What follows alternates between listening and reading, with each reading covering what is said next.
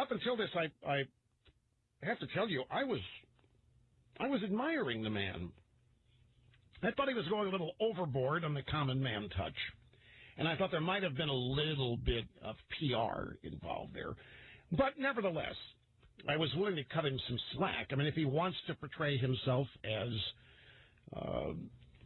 still from the streets, where he came from, and is not anything special, not aristocratic, if he wants to eschew the physical trappings of the Vatican, okay, cool, fine. But this that I came across last night, I mean, it totally befuddled me. If it weren't for capitalism, I don't know where the Catholic Church would be. Now, as I mentioned before, I'm not Catholic. I admire it profoundly, and I've been tempted a number of times to delve deeper into it. But the Pope here has now gone beyond Catholicism here, and this is pure political. And I want to share with you some of this stuff. Pope Francis attacked unfettered capitalism as a new tyranny. He beseeched global leaders to fight poverty and growing inequality in a document on Tuesday, setting out a platform for his papacy and calling for a renewal of the Catholic Church. In it, Pope Francis went further than previous comments, criticizing the global economic system, attacking the idolatry of money. I got to be very careful. I have been numerous times to the Vatican. It wouldn't exist without tons of money. But regardless, what this is, somebody has either written this for him or gotten to him. This is just pure Marxism coming out of the mouth of the Pope. There's no such unfettered capitalism. That doesn't exist anywhere. Unfettered capitalism is a liberal socialist phrase to describe the United States. Unfettered, unregulated. Folks, in recent weeks, I have endeavored to get you to understand, or try to make you understand, how it is that people like modern-age Democrats look at small business and business at large. They do not, in the terms of small business, understand how fragile it is. Their view of business is that people who own them or run them cheat their customers, abuse their employees, hoard all the money, and they have tons of it. And they take it and keep it for themselves. They deny their employers or their employees a livable wage. They deny them health care. They deny them benefits. They produce products that kill and maim and sicken, or they produce products that destroy the planet, destroy the environment, or what have you. I mean, it's a litany. And this is their view. And it is why they claim that they must take it over and control it, because it's inherently unfair that a select few capitalists rip everybody off, rip off their employees, rip off their customers, and that's how you have unequal incomes and this vast gap between wealth and poverty. And it's all because of capitalism. And so they claim that as socialists or reformers or progressives, that they are fair and compassionate, and they will make that gap between the wealthy and the poor narrower, and they will make life more equitable, and they will engage in equality of outcomes and so forth. And wherever they've tried, they've failed. Wherever socialists have gained power, they have done nothing but spread poverty. They cannot and do not produce wealth. They do not understand it. All they can do is destroy it. They are not compassionate. They coerce. And to hear the Pope regurgitating this stuff, I was profoundly disappointed. The idolatry of money, urging politicians to attack the structural causes of inequality and strive to provide work, health care, and education to all citizens. What has been happening in this country the past 5 years? Exactly what this man claims to want. We have a president who has attacked the structural causes of inequality. And what's he done? He's raised taxes on the producers and the achievers for the express purpose of redistributing it. All he's done is create massive debt. He has destroyed jobs. There are 91.5 million Americans not working in America today. 91.5 million not working. All the while, the president 19 or 20 times says that he's doing nothing but focusing on creating jobs. But he can't. No government can create jobs. Not in the private sector. All they can do is hamper job creation. Now, if government wants to deregulate and get out of the way, then job creation will take place. What is capitalism? The value of anything is established in the private sector.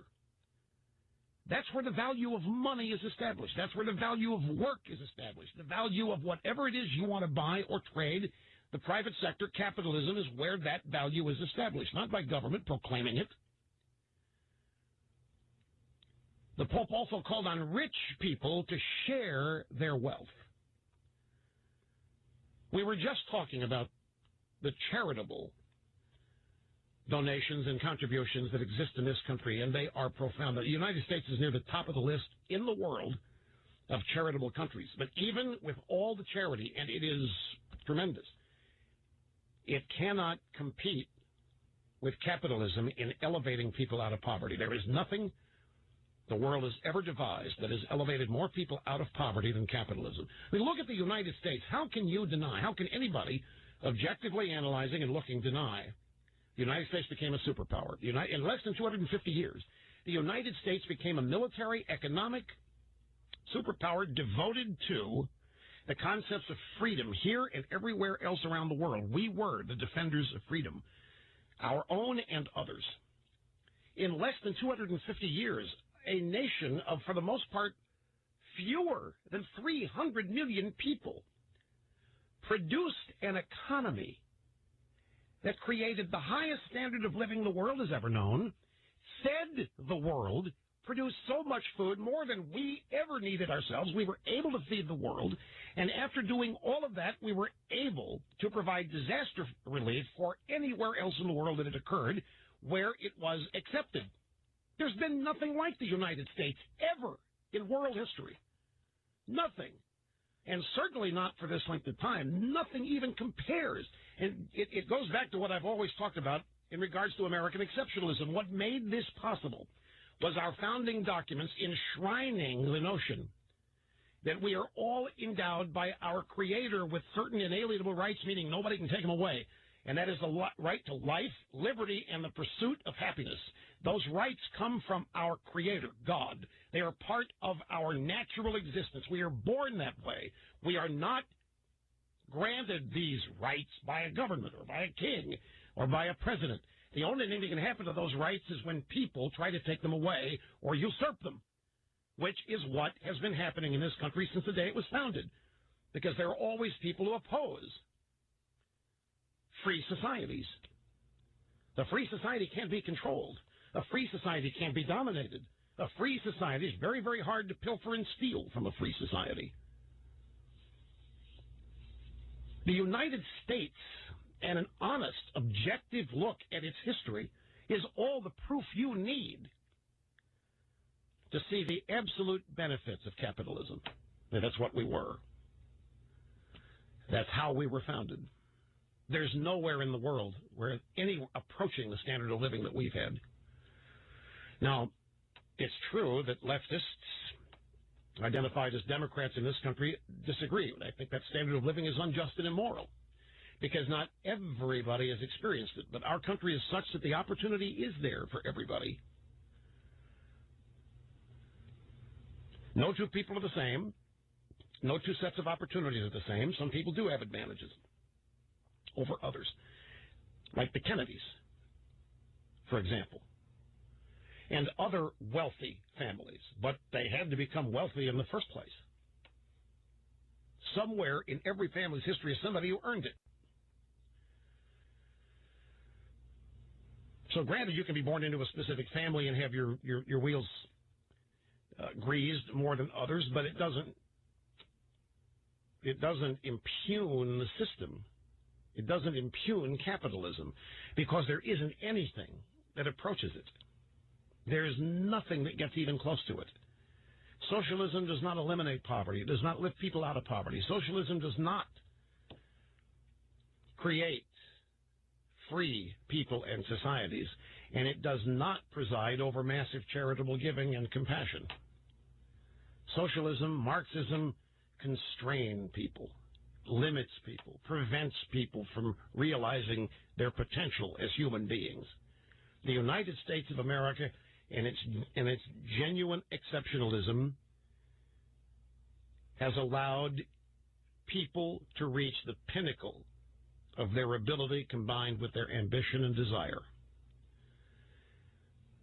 Pretty much the one spot in the world, a couple other societies that are free that have had similar characteristics and opportunities, but not formally enshrined as have ours been.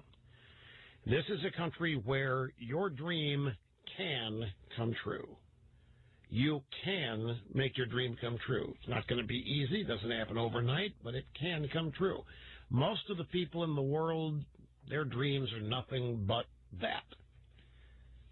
They start as dreams and they end as dreams. And that's why people around the world have sought to come here. So reading what the Pope has written about this is really befuddling because he's totally wrong. I mean, dramatically, embarrassingly, puzzlingly wrong. Here's another excerpt. Pope Francis said that trickle-down policy. Where did he hear about trickle-down policies? Pope Francis said that trickle-down policies have not been proven to work. Oh, but they have. It's exactly what Obama is trying to create, in fact, although he wouldn't dare call it that. When you hear Obama talking about job creation and people going to work and roads and bridges being, what the hell is it but trickle-down? The left has defined trickle-down as the rich are compassionate and give people things. And when that doesn't happen, they say that trickle-down doesn't work. The left has bastardized terms and definitions to the point that trickle-down's become a dirty word. Trickle-down is human nature. Trickle-down is exactly what happens when you engage in economic activity. You spend money, it trickles down to everybody you spend it with. And then it trickles down to everybody they end up interacting with economically. Trickle-down is precisely what happens. But the left has defined trickle-down as the rich are supposed to give the money that they don't need away to people. They're supposed to give products away, or they're supposed to give their employees massive raises that are not based on productivity, or they're supposed to give them health care.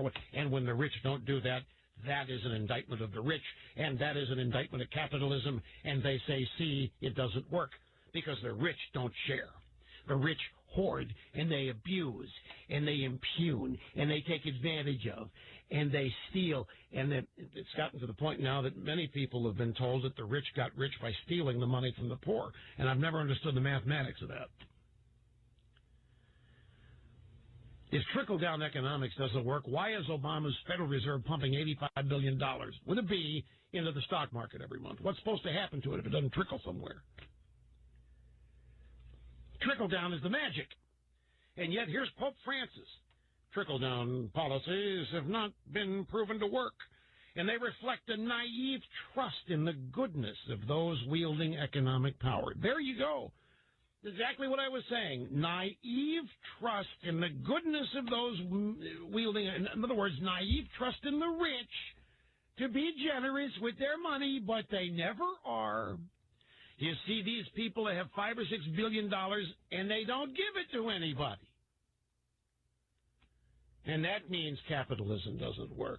Nobody needs $6 billion. Who the hell do they think they are? We need to go take that money. That's more than they need. Nobody has the right to determine what anybody needs. And the minute you let somebody do that for you, you are surrendering total control of your life.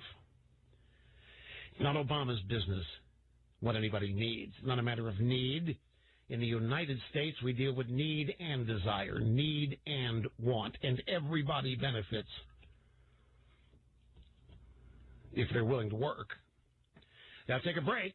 There's much more to this, too. You know, there's a good way to sum up the way the left sees businessmen, and I will share it with you when we get back.